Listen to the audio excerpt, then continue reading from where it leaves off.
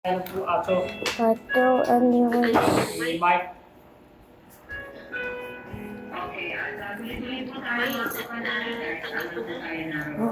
Atina siguro, tinabing dam. Hindi pa, yung kaming bukli eh.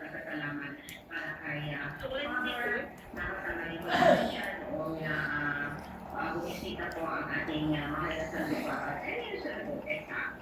Okay, thank you so much Father Chano. Tuloy po tayo sa ating round 2 na namin yung po ng Luana at kayo po na dumisa. Ating pamilya, ating mga kabayan na tuloy ang pagkakalabi natin sa buhay.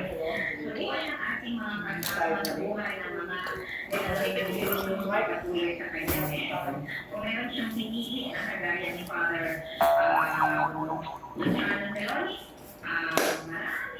Meloni, maraming pa po siyang pinili para kapatuloy ng kanyang mission dito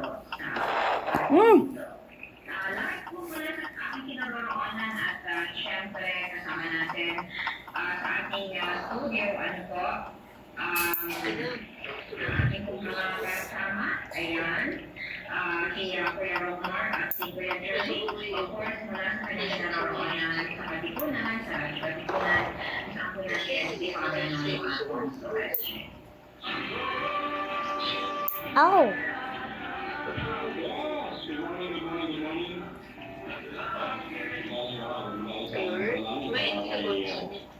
Ang kuko niya.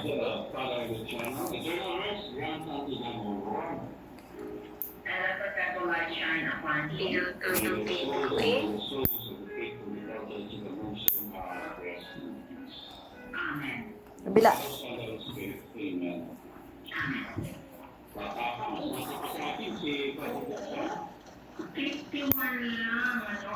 Sabi ko, sana hindi ko na nalaman bago ako matulog kasi hindi na ako halos nakatulog. Pero, bakit nga ba? Pwede, nagtataka lang ako. Pero alam ko naman ang kaya lang masakit na masakit pa rin. Pero lahat ng weekend, simula January 1, meron ko ako. Sabi ko kasi, di ba, pupunta ako sa patay. May patay na mga malalapit sa gover natin.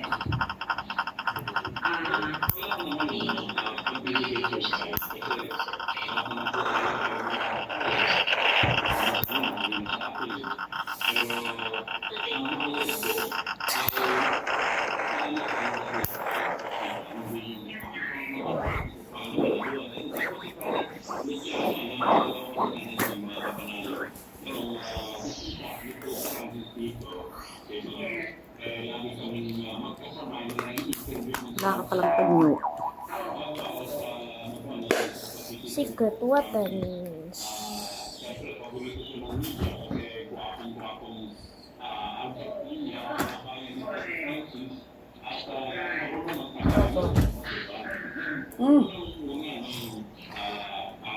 Okay, wait.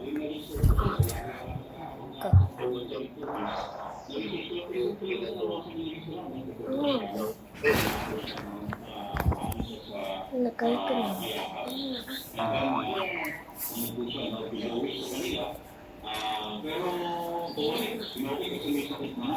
Tubig pa pala. May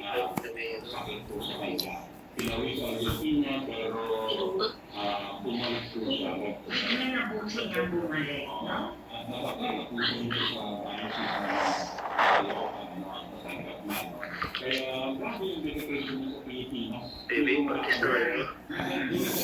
Opo. 7-Eleven na. Kunin ko na yung water mo. Dumating na yung tumbler mo. Silver ba yun? Opo. Maya-maya. Anin ko muna yung tubig niya. Wait, dumating na yung silver. Mamaya, dala na ng teacher. Di ko alam ganun kabilis.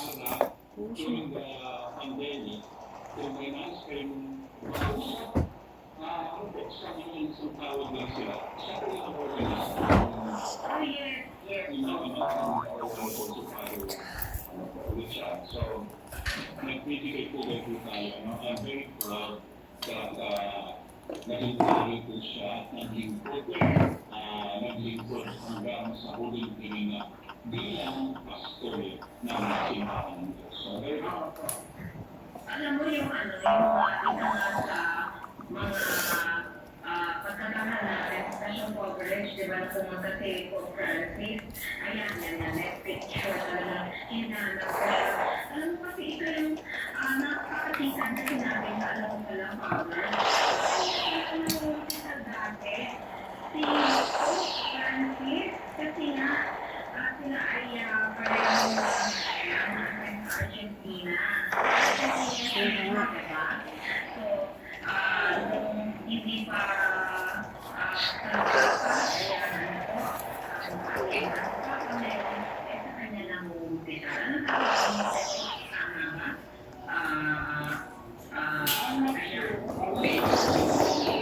Yung kanyang coordinator, pagkakatayo sila, yung kanyang coordinator, kaibigan ni Bishop dati ng Sena si Pope Francis, at madalas yun sa kanyang nakikikain daw. Yun yung kanyang yung kanyang naalala ko forever. Anyway, buhay ka, Father Luciano, at yung sigasig namin din sa social media, no? Ito ang pangalan niya, no? Kasi yun nga, yung nabanggit mo, alam mo salita, for the church to engage in social media, yan po yung kanyang pinamalas sa pinamalas. Mabuhay ka, Father Luciano. Mabuhay talaga. As in, yung buhay niyang inialay, no? Sa pagiging pastor ay kahanahana. 51 years old lang po si Father Luciano Peloni. Alright, sa bagay, ano, inisip ko nga, si Cristo na 33 years old lang. Pero yan na nga, natupad na ang kanyang misyon. So, hindi po talaga sa edad nababase, no? Ang katuparan ng ating misyon. And para din po tayo mag-comfort, isipin natin na handang-handa na siya na umuwi. Kaya, pinauwi na siya. Ayan. Okay? Maraming salamat sa ating pa rin pong sponsors para magpatuloy ang ating palatuntunan. Kaya abangan nyo, I'm sure sa Barangay Simbayanan, kasi regular po siya dyan, ano?